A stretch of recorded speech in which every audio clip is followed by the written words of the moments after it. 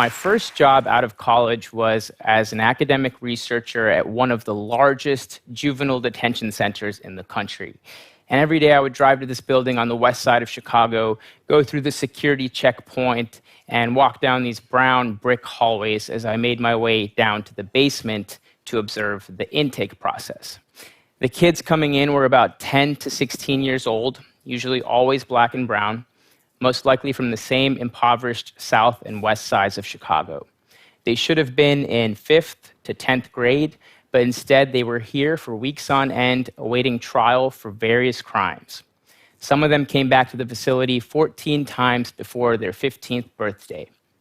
And as I sat there on the other side of the glass from them, idealistic with a college degree, I wondered to myself, why didn't schools do something more to prevent this from happening? It's been about 10 years since then. I still think about how some kids get tracked towards college and others towards detention. But I no longer think about schools' abilities to solve these things. You see, I've learned that so much of this problem is systemic that often our school system perpetuates the social divide. It makes worse what it's supposed to fix. That's as crazy or controversial as saying that our healthcare system isn't preventative, but somehow profits off of keeping us sick. Oops.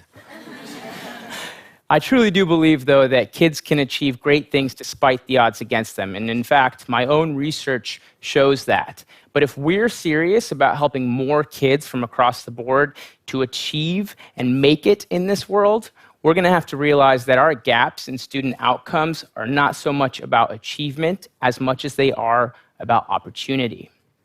A 2019 EdBuild report showed that majority white districts receive about $23 billion more in annual funding than non-white districts, even though they serve about the same number of students. Lower resource schools are dealing with lower quality equipment, obsolete technology, and paying teachers way less. Here in New York, those are also the schools most likely to serve the 1 in 10 elementary school students who will most likely have to sleep in a homeless shelter tonight. The student, parent, and teacher are dealing with a lot. But sometimes places are misplacing the blame back on them. In Atlanta, we saw that teachers felt desperate enough to have to help their students cheat on standardized tests that would impact their funding. 8 of them went to jail for that in 2015, with some sentences as high as 20 years, which is more than what many states give for second-degree murder.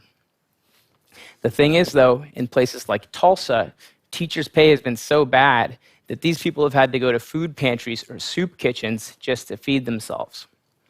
The same system will criminalize a parent who will use a relative's address to send their child to a better school.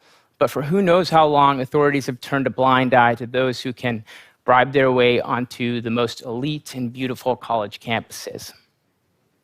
And a lot of this feels pretty heavy to be saying, and maybe to be hearing.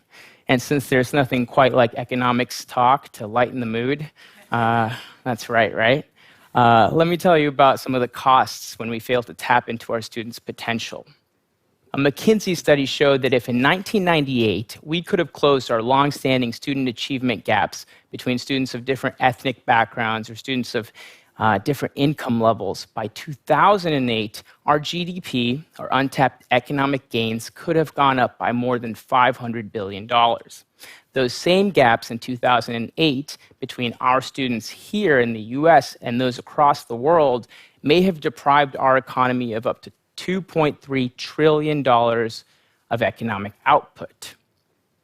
But beyond economics, numbers, and figures, I think there's a simpler reason that this matters, a simpler reason for fixing our system. It's that in a true democracy, like the one we pride ourselves on having, and sometimes rightfully so, a child's future should not be predetermined by the circumstances of their birth. A public education system should not create a wider bottom and more narrow top. Some of us can sometimes think that these things aren't that close to home, but they are if we broaden our view, because a leaky faucet in our kitchen, a broken radiator in our hallway, those parts of the house that we always say we're going to get to next week, they're devaluing our whole property. Instead of constantly looking away to solutions like privatization or the charter school movement to solve our problems. Why don't we take a deeper look at public education, try to take more pride in it, and maybe use it to solve some of our social problems? Why don't we try to reclaim the promise of public education and remember that it's our greatest collective responsibility? Luckily, some of our communities are doing just that. The huge teacher strikes in the spring of 2019 in Denver and LA, they were successful because of community support for things like smaller class sizes and getting things into schools like more counselors, in addition to teacher pay. And sometimes for the student, innovation is just daring to implement common sense. In Baltimore a few years ago, they enacted a free breakfast and lunch program, taking away the stigma of poverty and hunger for some students, but increasing achievement and attendance for many others. And in Memphis, the university is recruiting local, passionate high school students and giving them scholarships to go teach in the inner city without the burden of college debt. And north of here in the Bronx, I recently researched these partnerships being built between high schools, community colleges, and local businesses who are creating internships in finance, healthcare, and technology for students without silver spoon connections to gain important skills and contribute to the communities that they come from. So today, I don't necessarily have the same questions about education that I did when I was an idealistic, perhaps naive college grad working in a detention center basement. It's not, can schools save more of our students? Because I think we have the answer to that, and it's yes, they can if we save our schools first. We can start by caring about the education of other people's children. And I'm saying that as someone who doesn't have kids yet, but wants to worry a little bit less about the future for when I do. Cultivating as much talent as possible, getting as many girls as we can from all over into science and engineering, and as many boys as we can into teaching. Those are investments for our future. Our students are like our most valuable resource.